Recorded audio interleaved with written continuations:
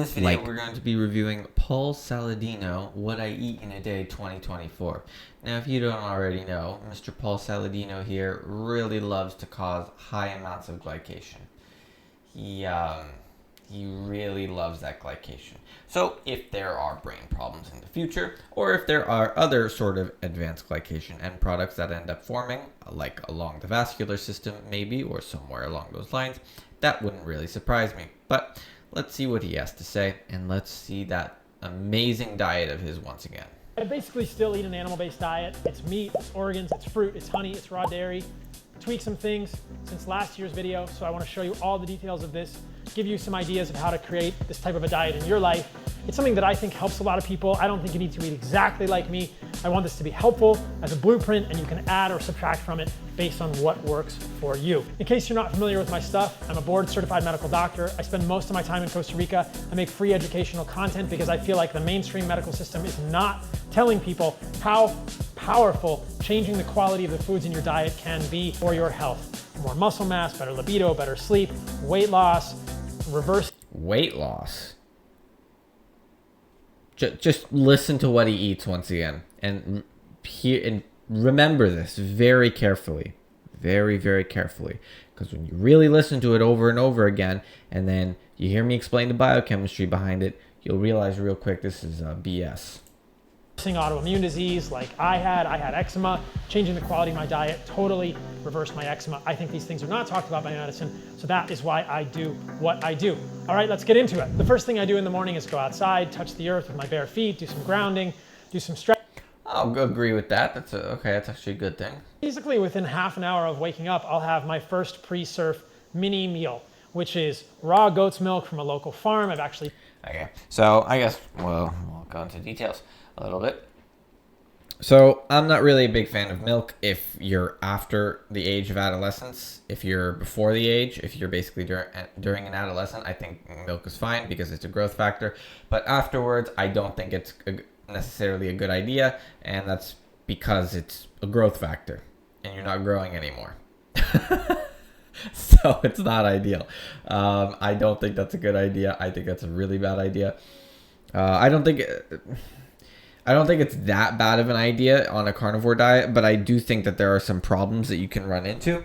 From what I'm aware of, I've seen many people end up going back down the carb-hungry crave whenever they start adding in milk again, or whenever they start adding in dairy. That's most likely because of the glucose content. And not only that, milk also sort of dairy has this double glycation effect. It's not like a 7-fold or 10-fold glycation effect like most fruit does, but it's at least a 2 times glycation effect most likely, and this is because both glucose and galactose actually cause glycation, so not ideal.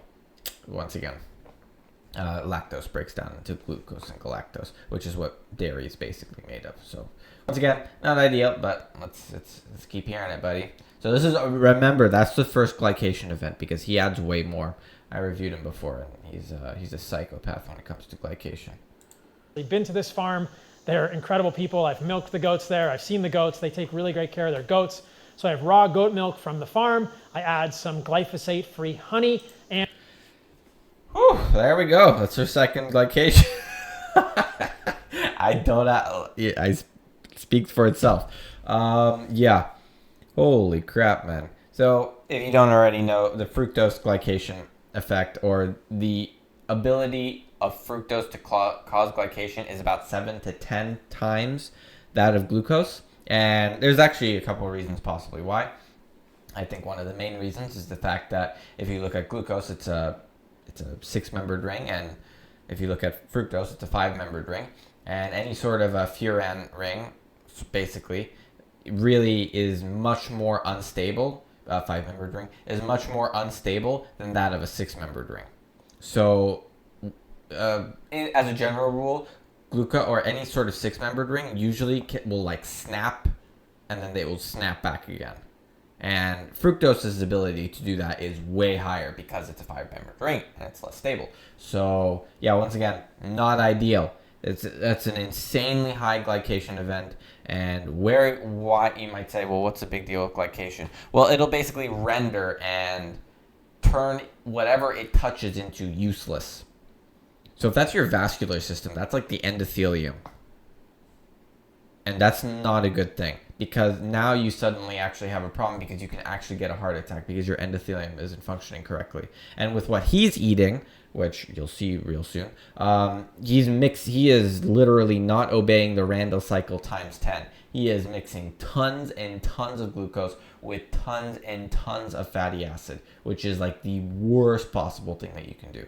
So that's not going to be good. We also know advanced glycation end products are probably the main thing behind Alzheimer's as well. Yeah, so not ideal again. Once again, I wouldn't recommend it. All right, buddy, what else is it? And I add about 5 grams of creatine. I might have a little bit of watermelon juice before. Okay, so creatine, I don't really think there's anything that bad with creatine. At least I'm not. It depends on how it's made. From what I'm aware of, if I understand how this stuff works, it's basically just amino acids. So if it literally is purified amino acids, I don't see it as that big of a deal. Once again, excess amino acids do get converted into glucose. And if you don't already know my disdain sort of for glucose, well, I don't necessarily hate it, because, I mean, obviously it's necessary, because erythrocytes do require glucose. But as a general rule, I am very, very much against glucose. It causes glycation. I really do think it's like the main contributor to aging itself. I think if you reduce glucose content, I think you significantly reduce the quickness that you age. And this, I think it has to do with 2 factors. I think it has to do with glycation, and I think it has to do with glucose oxidation producing more reactive oxygen species, because it goes to complex 1. Even if glucose doesn't actually produce really high amounts of reactive oxygen species, and it produces low amounts, then I would say, okay, fine. But that still leaves glycation on the table. And that means that glycation is that big of a contributor to aging. Because if you look at humans before and after, apparently based on genomic data, humans are supposed to live 120 to 150 years, and now they're only living like 70 to 80. What's going on, right? And I think inflammation phytotoxins are a very big contributor, so I would definitely say that's probably one of them, but I definitely think glucose is in that picture as well. I definitely think glucose is in that picture. Now, is it that big of a picture? It might actually not be that big of a picture, but I definitely think it plays a role. So not ideal once again. I don't really think the creatine is that big of a deal, though. Same thing with whey. Like this whole whey stuff, I don't think it's a big deal either, in my opinion. It'll just get converted. It depends on which kind of amino acid it is, because certain amino acids get converted into glucose or excess conversions. Anyways, that's besides the point. Before I go surf, but that is... Oh yeah, watermelon juice, he said. Okay, this is just... this guy is like... Do you see how much glycation this is? He hasn't even included the thing on the right here, which is probably mangoes. So he has included 1, honey, 2, milk, 3, watermelon. Like, not just watermelon juice. Like, this is extremely concentrated fructose, basically. Fructose and glucose. Like, how on earth is this healthy? There is no understanding right here from a medical certified doctor, by the way, that fructose gets converted and gets processed straight by the liver.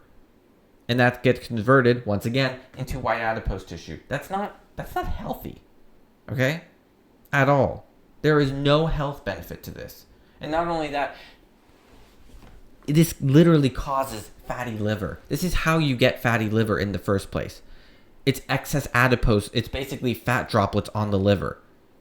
Oh, yeah, that's right. And remember what happens? Yeah, that's right. Fructose gets processed directly by the liver. It's like, I don't know.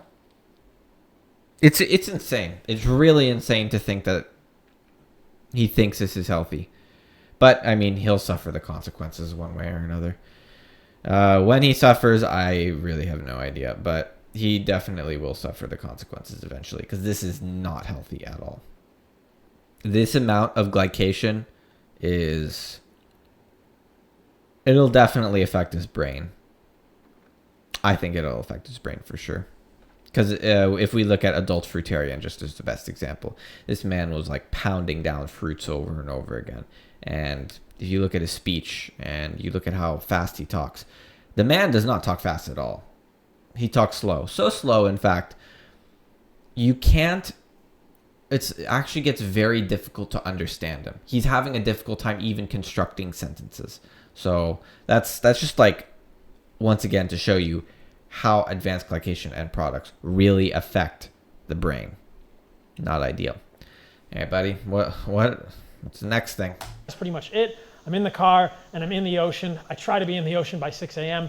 I'll surf for a couple hours and then I come back and eat breakfast. After I get home from surfing, hopefully I caught a few waves. I'll make scrambled eggs, avocado, mango slices, and some watermelon juice.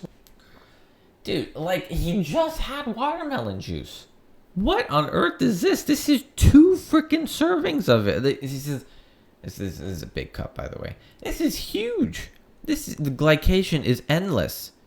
This is not, okay, to say that this is animal-based is living in delusion. This is not animal-based. Okay? This is more so fruitarian. I see 1, 2, and then I see a vegetable here. And this is your only source of meat. This is not animal-based, buddy. Okay? And if you look at what you ate before, this was not animal-based either. Like, honey, not animal. That's not animal-based, man. That's not carnivore. Watermelon juice, again, not carnivore. Like, this is insane, man. Holy crap. The glycation, this is the greatest glycation event known to mankind. This is not good. This is not good. Which I make myself, but there's a secret to the scrambled eggs. So I've been trying to perfect the scrambled eggs. Maybe you'll disagree with my methods. What I do is this. I separate the yolks and the whites.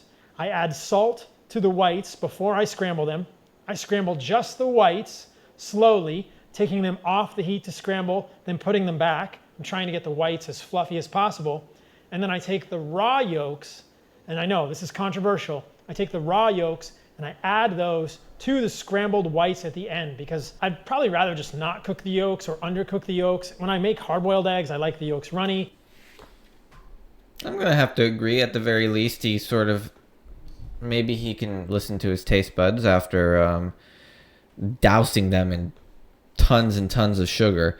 Like, holy crap. But I do think I'm not a big fan of really cooking eggs. I don't think you should cook the yolks. The protein part is fine. I don't think that's a big deal to cook. But this part, the yolk part, I don't think that's a good idea to cook. Because you can really mess with the vitamin content in that case. It's not that big of a deal, honestly. If you're carnivore, it's not that big of a deal, I don't think. But this guy, like, holy crap, man. Look at this. This is just fructose. 2 things of giant amounts of fructose. Like, this is not healthy once again. It's like, what on earth is going through your head? All right, buddy. Let's hear it. And the avocado part, too. Like, this is not healthy. This is not healthy. High polyunsaturated fat content. You're already inducing tons of reactive oxygen species by mixing all of this with meat and fat. Like, once again, this is not healthy at all. And, oh, lo and behold, suddenly now you got endothelium problems. But he'll figure that out himself, I guess, eventually. Okay, so this is what my lunch usually looks like. Between breakfast and lunch, I usually do research, podcasting, thinking about social media content. All right, if he's doing research, he should really research the Randall cycle again. Because this guy needs to research 2 things. He needs to research the Randall cycle and he needs to research advanced glycation end products. Because this is clearly not researched enough, Mr. Saladino. You are really inducing way too many advanced glycation end products. Like, this is not good. And creative stuff, eat lunch around noon or 1 p.m. during the day. And I'm usually going to eat something like skirt steak. It's grass-fed, grass-finished, regeneratively raised. And I think about the salt that I put on the steak. Okay. Imagine calling this animal-based again. Like, what level of delusion is this? This is not animal-based. Again, look at how much meat this is. Okay? I don't even consider this carnivore. This cheese right here, this is not, in my opinion, this is not carnivore. This is definitely more so leaning towards the animal base, and it's not like animal base is bad, but it's not optimal. It's not optimal. And once again, that's because advanced glycation end products. I'm not a big fan of glucose, but holy crap, this right here, if this is melon, fructose, this looks like a fruit. I'm pretty sure I've eaten this before a long time ago. Once again, this is not healthy. Fructose, not helpful. Fructose, not helpful. Like 3 servings of fructose, bro. Calm it down. You already got 1 mild serving of advanced glycation end products right here. Okay, so here's how you can sort of look at this, the way I see this, okay? Imagine putting a number above every single one of these. Look at the content of meat. You can put a 1 above that. And the reason is because excess amino acids get converted into glucose. Not that big of a deal. And then above cheese, you can put 2 because lactose breaks down into glucose and galactose, which once again, they're both glycation end products. So you can put a 2 above cheese, right? But if you look at these right here, this is like a 10. This is a 10. This is a 10. Do you see how much glycation this is? This is absurd. Jesus Christ. So I used to not be so keyed into this, but I saw a recent analysis of many sea salts that a lot of us use. And I actually really like the Jacobsen one. I don't have any affiliation with that company, but if you look at the heavy metals in the Jacobsen sea salt, they're pretty low. In contrast to this, I used to use this sea salt, but I don't anymore. This actually has 553 parts per billion of lead, which is a significant amount. If you do the math. Okay, so I'll give him credit at least where it's due. I really don't think that you should be adding heavy metals, so I'll agree with them on that. In terms of the salt, I don't necessarily think you need salt on carnivore. I mean, I would just salt to taste, so if salt tastes good, then eat more of it. And if it doesn't, then don't. It's really not that hard in my opinion. Just listen to your taste buds, and eventually, for me, for instance, like I used to salt my food regularly, and now I don't really eat it with salt anymore. I just don't. So it does sort of mess with how much you eat on carnivore, I think. It's not that big of a deal, though. In my opinion, I don't think salt is that big of a deal. I get all of my produce from farmers markets here. It's all organic, or so they tell me. And I like to make my own orange juice. I don't worry about the sugar in orange juice. I'm very active, and there's tons of research showing. Okay, so I'm going to say if you are very active, then this will help. Like, you will be able to reduce the amount of damage, but I definitely don't think it's going to do that much. The orange juice, watermelon juice, grape juice, all the juices really improve endothelial function. Okay, yeah, now you're talking out your again, dude. Oh my God. That's not how it works. Okay? No. This does not improve endothelial function. There is no way fructose and glycation improves endothelial function. Okay? Like, I don't know what you're measuring, what your control group is, but just basic biochemistry would say this makes no sense at all. Like, did you even recognize that maybe, just maybe, fructose really can cause some serious glycation problems, especially for your brain for that matter? I wonder how it gets to your brain. Like, this is, once again, this is insane. This is insane, man. This is crazy. All right, buddy. Imagine that. Imagine saying fructose actually improves endothelial function. To say this is so delusional. It's amazing. You have to realize fructose, like high fructose corn syrup, everybody already knows that's bad. So what's the difference between that and honey? I'm going to let you know right now, there really isn't that big of a difference. Okay, the glycation is exorbitantly high still. Not healthy. Like, this is insane. To think that this is healthy, I don't know. I really don't know what else to say. If you don't understand the basics of glycation and just, glucose and fructose are kind of not stable. And when you eat them and when your body's using them as fuel sources more often, there's more damage occurring because that chain snaps open. Because that's just how they work. Sometimes, out of nowhere, oops, chain snaps open and now it binds to something. And then, now you got a problem. Because now it just completely rendered that protein or lipid useless. Whatever. Like, this is insane. Your blood vessels, they decrease lipid peroxidation, decrease lipid peroxidation. If anything, they would increase it. You're literally damaging. You're damaging superoxide dismutase. Okay, SOD. That's something that helps prevent free radicals. So suddenly you have glycation damage superoxide dismutase. Oh, now, what's the problem?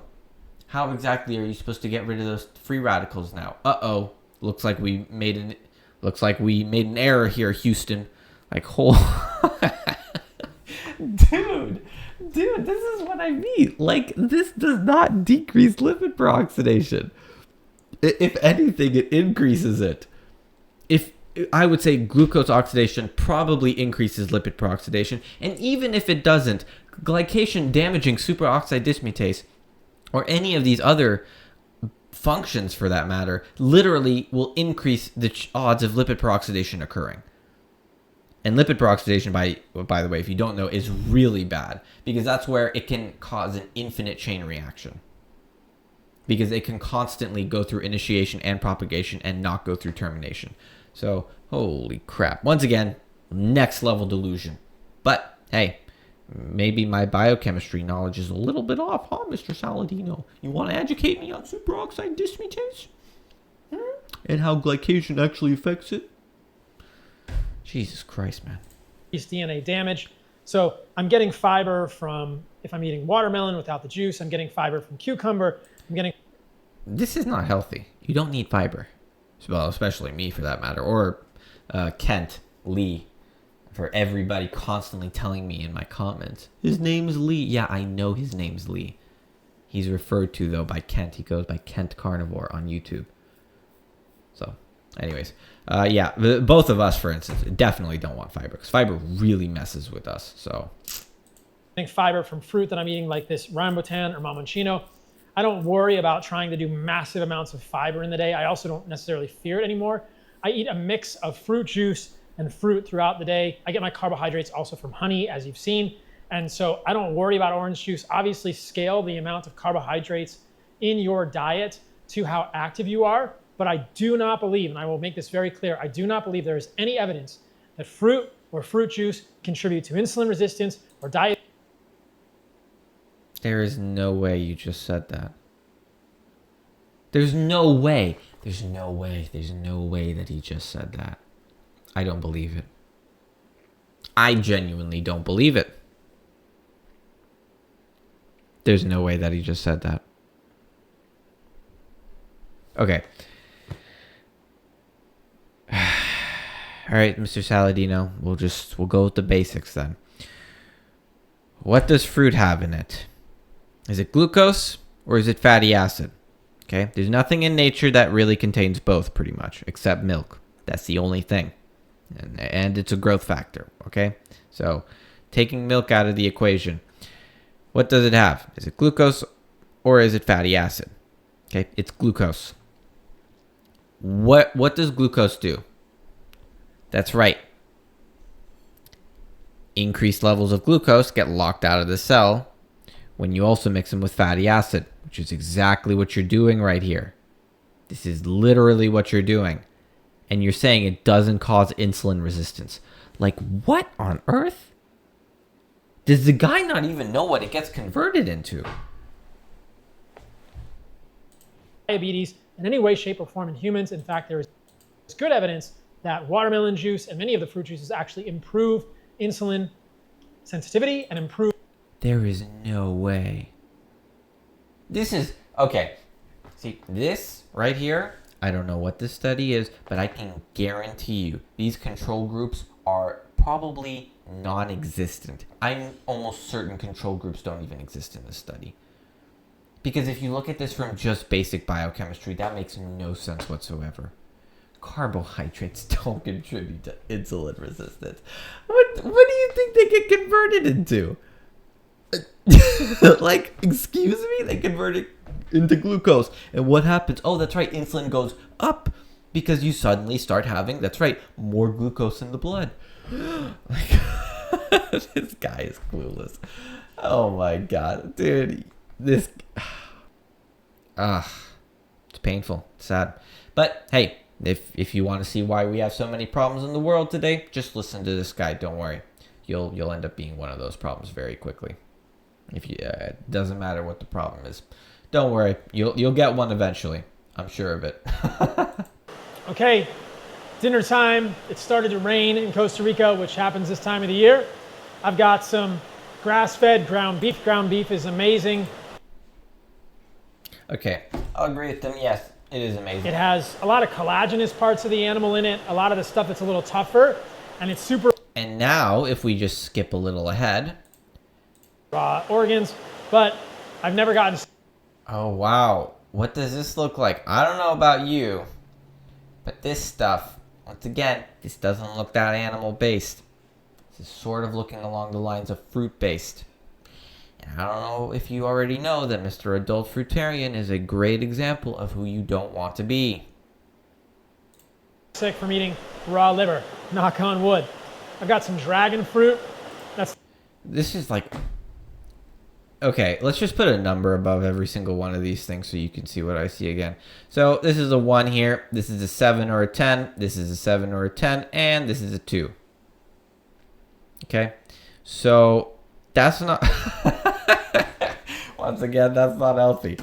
Not only that, he's doing this every day, by the way, and he's doing this 3 times a day. Now, I don't know about you, but that is like the greatest glycation event of the world. The greatest glycation event known to mankind. So, I hope you see what not to do. Advanced Glycation Overlord here is literally going to...